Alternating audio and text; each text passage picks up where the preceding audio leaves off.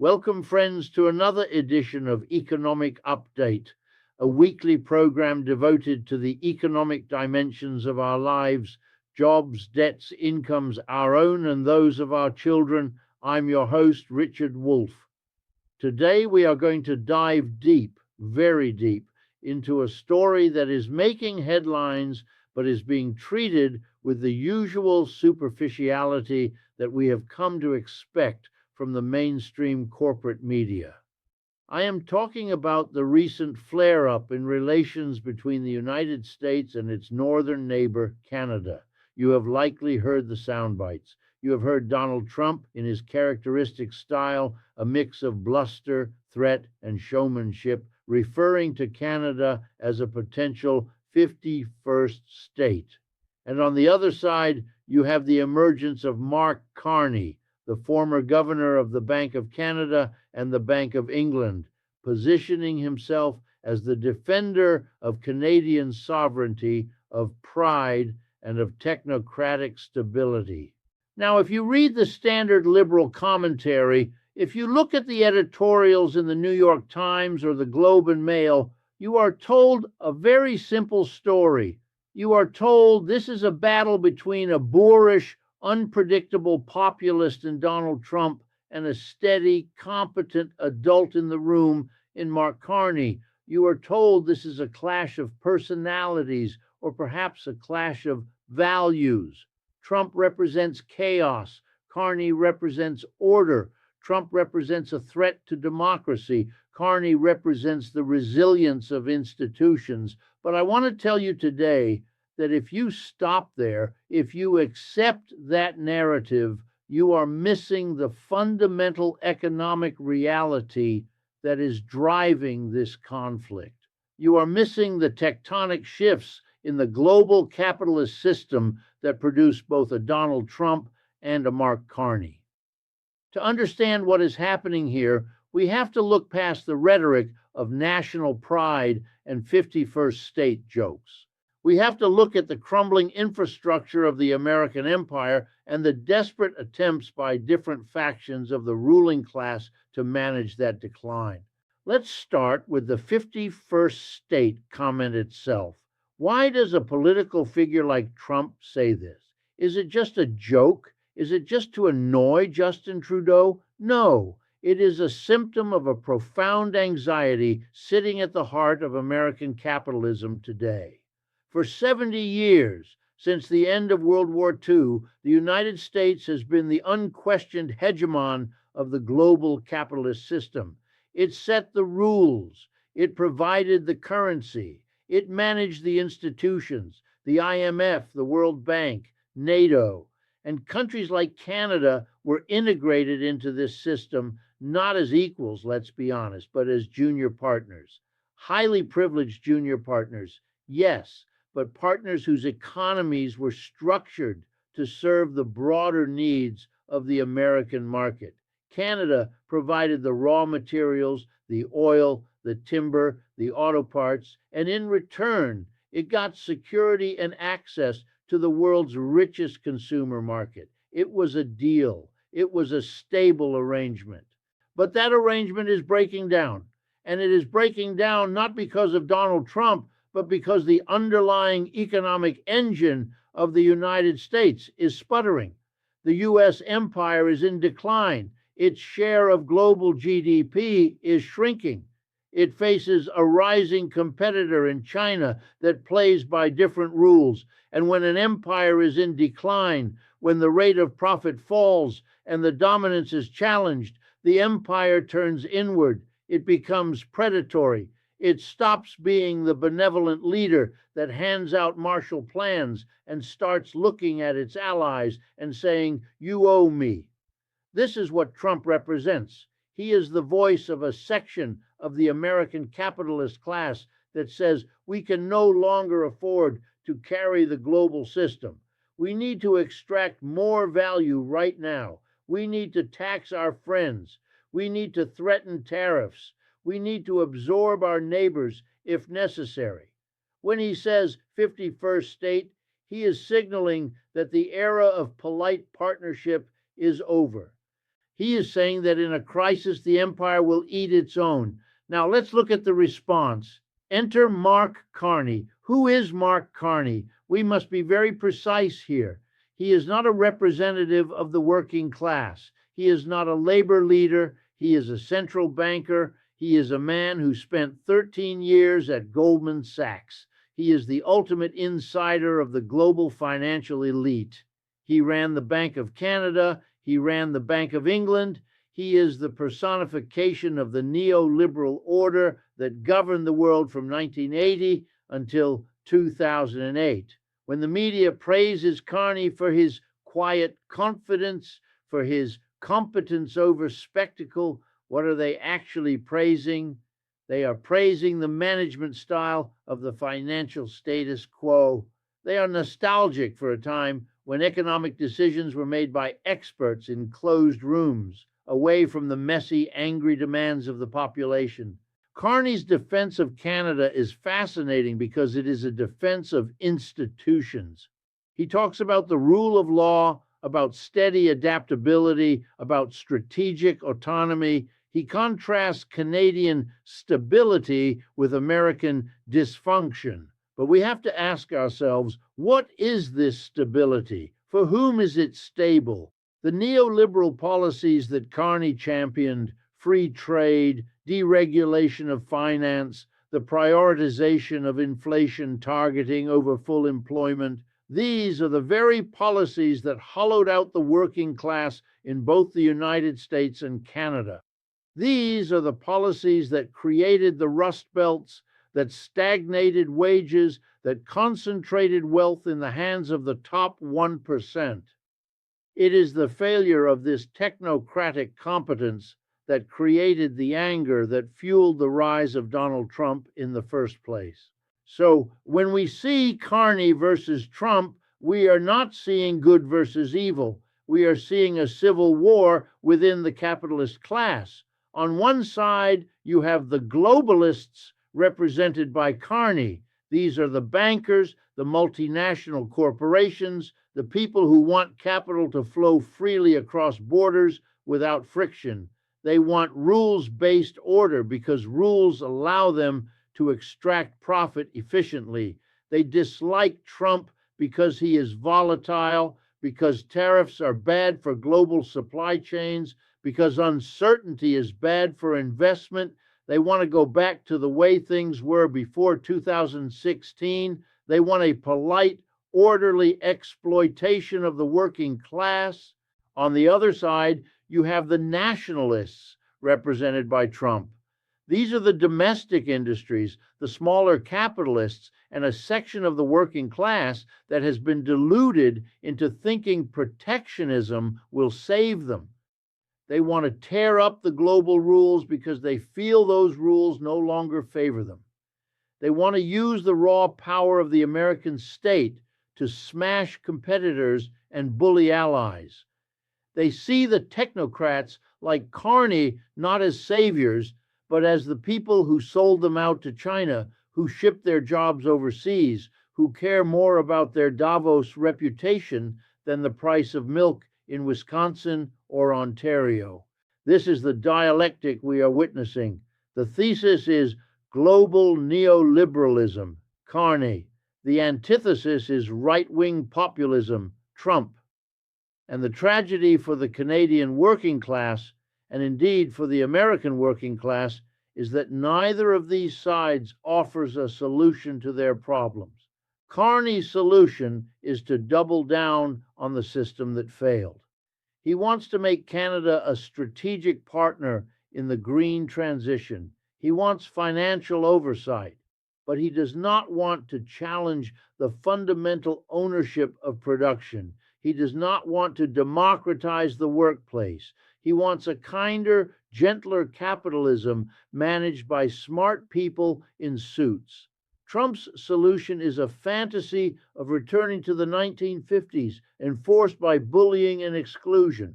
Let's look deeper at the specific rhetoric Carney is using. The text describes him reframing the conversation around sovereignty and resilience. He talks about Canada not as a smaller America, but as a distinct model, multicultural, institutionally cautious. This is a very clever ideological move. It is a way of rallying the Canadian population around the flag, around the existing state, by pointing at the chaos down south and saying, at least we aren't them. It is a negative nationalism. We are the good, stable North Americans. But this obscures the reality within Canada itself. Is Canada truly a paradise of stability for the Indigenous people whose land is still being exploited for pipelines? Is it a paradise for the renters in Toronto and Vancouver who cannot afford housing because real estate has been turned into a global speculative asset? A process, I might add, that central bankers like Carney helped facilitate with years of low interest rates. By focusing on the external threat of Trump, figures like Carney can distract from the internal contradictions of Canadian capitalism. They can say we must unite to protect our institutions from American bullying, and in doing so, they protect those institutions from criticism by their own people. It is the classic maneuver of the ruling class in a smaller nation. Use the threat of the larger imperialist power to cement your own legitimacy. Don't look at the inequality here. Look at the craziness there. Furthermore, the idea that Canada can have strategic autonomy while remaining fully integrated into the machinery of global capitalism is an illusion. We have to be materialists here. Look at the data. Where does Canada sell its goods? The United States. Who owns the major industries? Often U.S. capital. The Canadian economy is structurally dependent on the American empire. Mark Carney knows this. He is not proposing a break with U.S. capitalism. He is proposing a renegotiation of the terms. He wants Canada to be a partner, not a subordinate. But in a capitalist system, power is determined by capital accumulation. The U.S. economy is 10 times the size of Canada's. As long as the relationship is based on capitalist competition and profit, the larger capital will always seek to dominate the smaller capital. You cannot regulate your way out of that fundamental inequality with nice speeches about shared values. The 51st state rhetoric is dangerous, not because it will happen literally. I do not think we are going to see the U.S. military annexing Alberta tomorrow, but because it signals a shift in how the U.S. views its resources.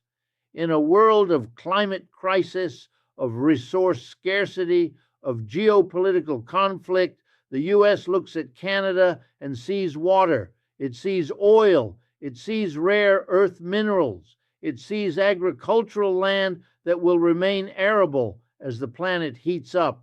When Trump jokes about acquisition, he is voicing the unconscious, or perhaps conscious, desire of American capital to secure those resources for itself exclusively.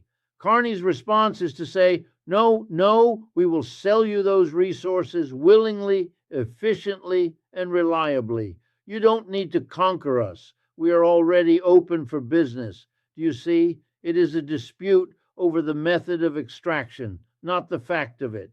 This brings us to the question of expertise and the defense of the technocrat. The document you have seen claims that Carney's reclaiming of pride is a defense of expertise.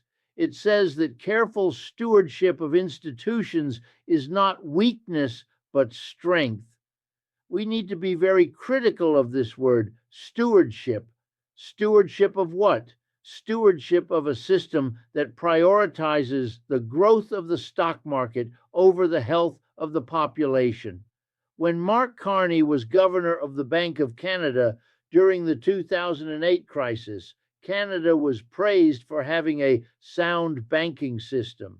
Why? Because Canadian banks were oligopolies that were highly regulated and protected from competition, allowing them to make massive profits off the Canadian consumer for decades.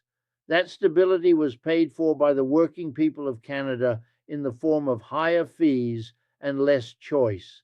And when the crisis hit, the Canadian state still provided massive liquidity support to those banks. The expertise of the central banker is the expertise of preserving the asset values of the wealthy. When Carney positions himself against Trump's revolution, he is trying to rehabilitate the image of the elite. He wants you to believe that the problem is not the system, but the vulgarity of the people currently running it. If we just get back to decent people, to educated people, to people who read the briefing papers, everything will be fine.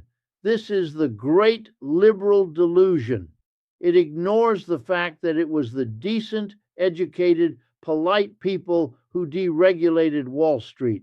It was the experts who pushed for NAFTA without protections for workers. It was the technocrats who imposed austerity on Europe. Trump is a monster, yes, but he is a monster created in the laboratory of neoliberalism. Mark Carney was one of the scientists in that laboratory. So, as we proceed in this analysis, we must keep three things in mind. First, the conflict between the US and Canada is a reflection of the deepening crisis of global capitalism, where cooperation is replaced by cutthroat competition. Second, the figure of Mark Carney represents an attempt by the traditional ruling class to regain control by appealing to stability and pride, hoping we forget their role in creating the mess. And third, the 51st state rhetoric is a warning. The boundaries of the nation state are becoming porous under the pressure of economic decline. Capital does not respect borders, and when the dominant capital is in trouble, it will cross any line, rhetorical or political, to save itself. In the coming sections of this discussion, we are going to break down exactly how this economic dependency works historically. We are going to look at the specific failures of the neoliberal model in Canada that Carney is trying to gloss over. And most importantly, we are going to talk about what a real alternative would look like. Not a choice between a Trumpian bully and a smooth-talking banker, but a choice for a genuinely independent democratic economy run by and for the people who do the work. But before we get there, we have to understand the history.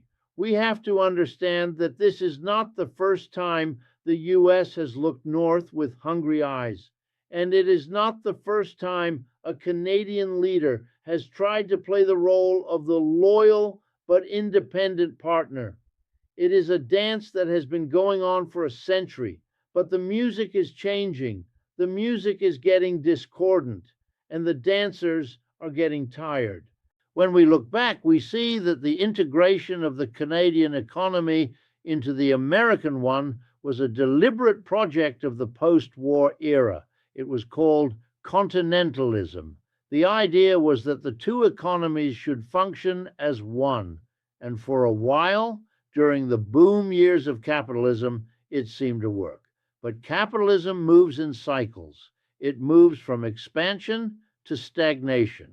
We are now in a period of profound stagnation, and in stagnation, the larger partner starts to cannibalize the smaller one. That is the objective reality. Trump's rhetoric is just the surface noise of that tectonic grinding. Carney's rhetoric is the sound of the grease trying to smooth the gears. But neither of them can stop the machine from breaking down if the fundamental design is flawed. And friends, the design is flawed. The design is based on profit, not human need. And until we face that, we will be trapped in this endless loop of insults and defenses while the planet burns and the rent goes up. Let's pause here and consider the psychological dimension of this. Why does the 51st state comment sting so much? Because on some level, Canadians know that their economic sovereignty has already been eroded. You cannot have your economy owned by foreign capital and claim to be fully sovereign. Sovereignty in the 21st century is not about having a flag or a seat at the UN. It is about who controls the surplus produced by the workers of that country. Does it stay in the community? Is it used to build schools, hospitals, and green energy? Or is it siphoned off to Wall Street, to the City of London, to offshore tax havens? Under the technocratic leadership of men like Carney, the surplus has been siphoned off. The pride he offers is a consolation prize. It is an emotional substitute for the economic power that has been lost. This is the trick of modern politics. When you cannot give people economic security, you give them identity. Trump gives his followers a white nationalist identity. Carney gives his followers a liberal, democratic, Canadian identity. Both are distractions from the class war. Both are ways of getting workers to identify with their exploiters. The Canadian worker is told to align with the Canadian banker against the American bully. The American worker is told to align with the American billionaire against the foreign cheater. And while the workers look across the border with suspicion, the bankers and billionaires on both sides are doing deals, moving money, and laughing all the way to the bank. We must not fall for it. We must look at Mark Carney with the same critical eye that we look at Donald Trump. Yes, one is polite and the other is rude. Yes, one believes in climate change and the other calls it a hoax. These are differences, and they matter. I'm not saying they are identical, but structurally, functionally, in terms of their role in the maintenance of the capitalist mode of production, they are colleagues. They are both managers of a system that is failing the majority of us. And the solution will not come from choosing the better manager. It will come from the workers in Canada and the workers in the United States, recognizing that they have more in common with each other than they do with either Trump or Carney. The 51st state is a threat, yes, but the status quo state is also a threat. The status quo is a slow death by inequality and environmental degradation. The 51st state is a sudden shock. We should reject both. We should demand a state that is truly independent because it is truly democratic. And that is what we will explore as we move deeper into this analysis. We will look at the specific policies Carney is proposing, the strategic autonomy, the clean energy investment, and we will see if they actually hold up to scrutiny or if they are just more buzzwords designed to keep the existing power structure in place while the world changes around it. Stay with me, because we are just scratching the surface of this manufactured crisis. Welcome back to the second half of today's economic update. We've been discussing the political theater between Donald Trump's 51st state threats and Mark Carney's defense of Canadian sovereignty. And I want to leave you with this crucial thought. The solution to the decline of the American empire is not to cling to the coattails of a nicer manager like Carney. It is to recognize that the working class in Canada and the working class in the United States are victims of the same system. Carney talks about strategic autonomy and investing in clean energy. But let's be clear about what that means in a capitalist economy. It means using public money, your tax dollars, to subsidize private corporations to build windmills and battery plants, the profits of which will go to private shareholders. It is socialism for the rich disguised as environmentalism. It does not change who owns the energy. It just changes the source of the fuel. It does not give the Canadian worker a say in how that energy is produced or priced. It is the same old exploitation painted green. The pride that Mark Carney offers is a dangerous sedative. It tells you that because you have health care and gun control, undeniable achievements of the Canadian working class, not the bankers, you are somehow immune to the rot of late-stage capitalism. But you see the tents in the parks in Halifax, you see the food bank lines in Toronto. That is the reality. The technocratic stability has failed to provide basic human needs because it prioritizes the stability of the banks over the stability of the people. We do not need to choose between being absorbed by a failing American empire or being managed by a polite Canadian oligarch. We need a third option. We need to democratize our enterprises. Imagine an economy where the workers in the auto plants of Ontario and the workers in Michigan are not pitted against each other in a race to the bottom for wages, but are cooperating to produce transportation for need, not profit. Imagine if the strategic autonomy Carney talks about meant that the resources of Canada were owned collectively by the people, not auctioned off to the highest bidder on Wall Street or Bay Street.